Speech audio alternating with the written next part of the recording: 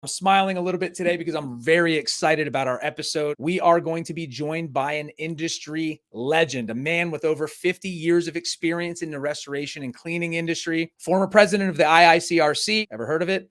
And the founder of the Experience Convention and Trade Shows, Mr. Larry Cooper. Now, if that name doesn't ring a bell, then perhaps maybe some of his other work might jog your memory a little bit. Have you ever heard of something called the S500, the S520, the S100?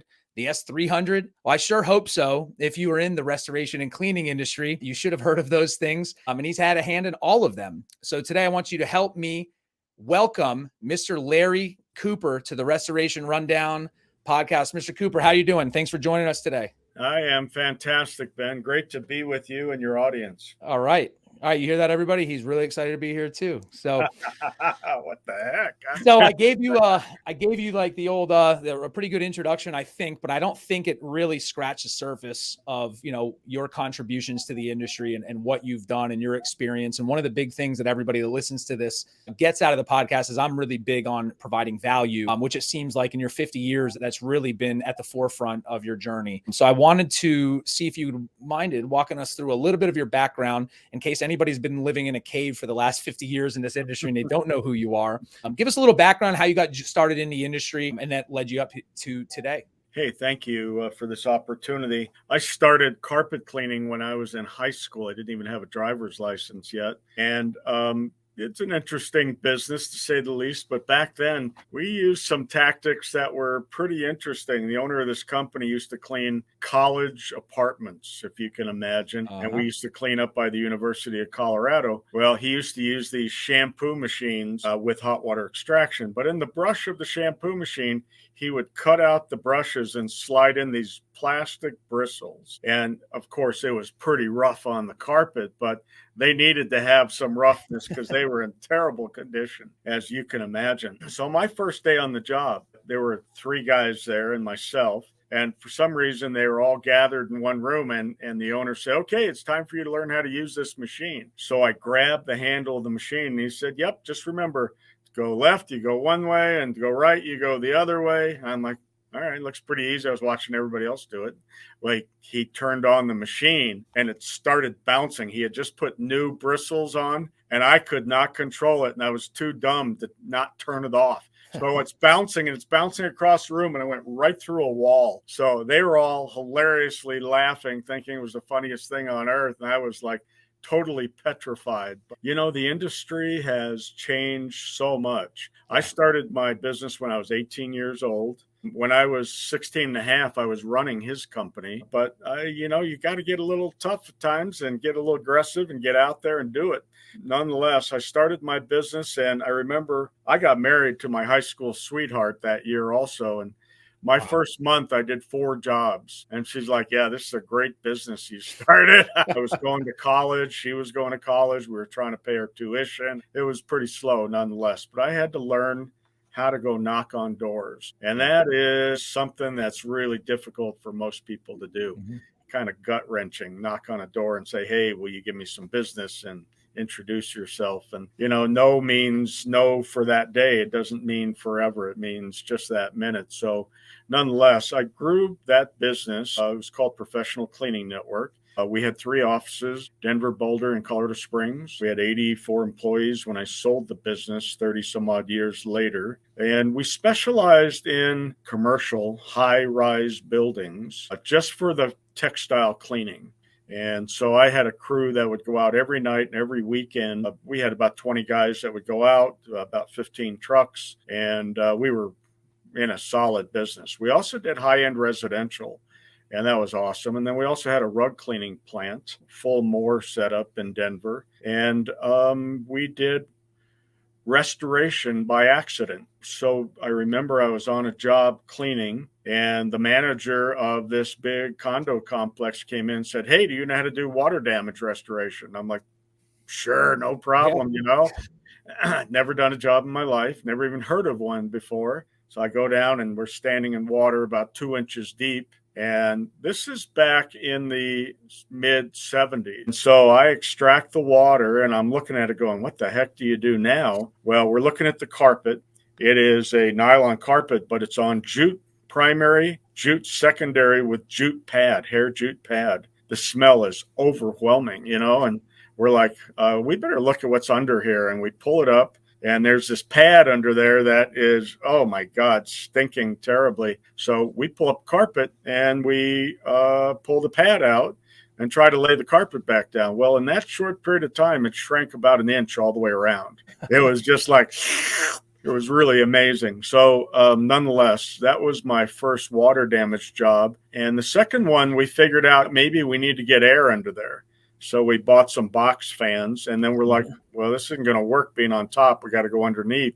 So we were shoving chairs and chemical bottles and anything you could imagine under there. And a lot of people have heard me tell this story. We used to use a deodorizer that was amazing.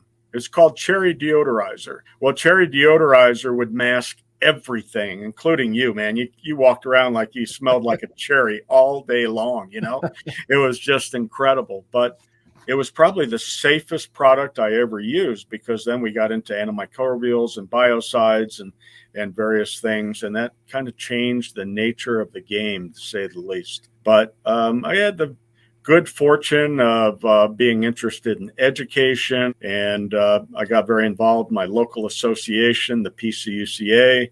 And my wife became president of PCUCA, and IICRC back in those days invited 4 associations to come to a meeting in Oconomowoc, Wisconsin, and they were doing their convention there. So I followed along with her, and I sat in the meeting and listened, and it was very interesting and good ideas. And the people that were there from CCINW and CFI and PCRA were great people, and they're all going to join the board along with my wife. And my wife became the secretary of IICRC for about 10 years. Well, at the very end of the meeting, there was a gentleman that was running the meeting who started the organization. His name was Ed York. Well, Ed looked at me and he said, "You're kind of a useless son of a gun.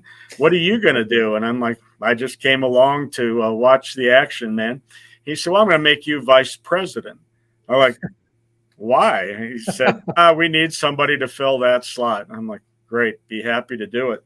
Well, then what happened was about 7 months later, he fired the president. He got mad at him because he charged beer on his credit card. Well, guess who's vice president? I became president of IICRC. I was 27 years old. Wow. Yeah, it was like a shocko. Well, it was an interesting time, to say the least.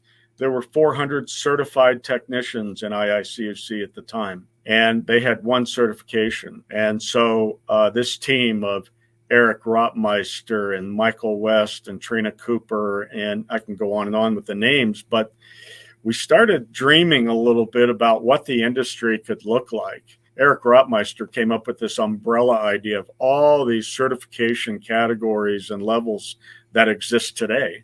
Yeah. And that was his brainchild. And then Michael West came up with this idea of certification council, where we bring all the instructors and schools together and really share information and start standardizing things. And so I was president for 4 years. We went from 400 to 4,000 certified people. But more importantly, we went from having 5 associations involved to 14. And so we brought the country together, which was a big task. And then I stepped down and I started the standards committee for IICRC. And that was quite a fun opportunity to meet so many people. We also were able to take the standards committee and move it to become an ANSI accredited organization. And so I was really involved in the S500, 520, 100 and 300, and we started the 600. But, it was amazing. When I think I did that for 19 years, and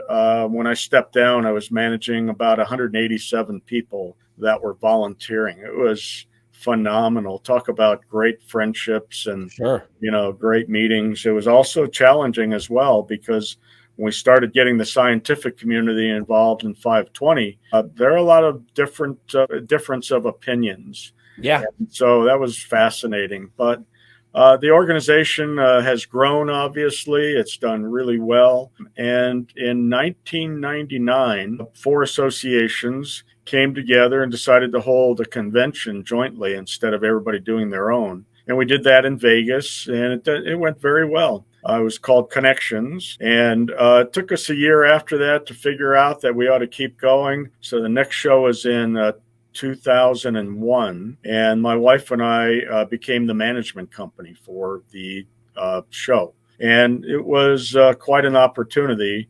And again, we brought in 14 trade associations. Wow. And the show really grew. It was fascinating to have that opportunity to watch the industry grow. But the key thing was we were offering an outstanding education program. Yeah. And our goal was always to raise the bar in the industry and bring in the science, create the science. We made up stuff all the time in standard writing. There's no question. You got to put something in writing so you can challenge it. Right. And so we challenged it continuously. And it was absolutely fascinating and really, really enjoyed that opportunity. And so for 10 years, we ran the Connections conferences and conventions. And then in 2011, we actually started the Experience. And so my whole family's been involved in producing the Experience, and it has grown tremendously. We're really known for that word experience, which has to do with hands-on learning. It's so critical, obviously, and that's how I learned. So I assumed everybody else did too. But nonetheless, it's been a great journey. And you may or may not know, last October, we actually sold our company to B&P Media, R&R Magazine, and myself and Jennifer and Jillian have stayed on to help run the organization with them, teach them as much as we know. And you know, I looked at it after the sale and I was like, I've been doing this for 50 years, man. That's a long time. I'm going to go find some nice beaches. So I've been doing that too.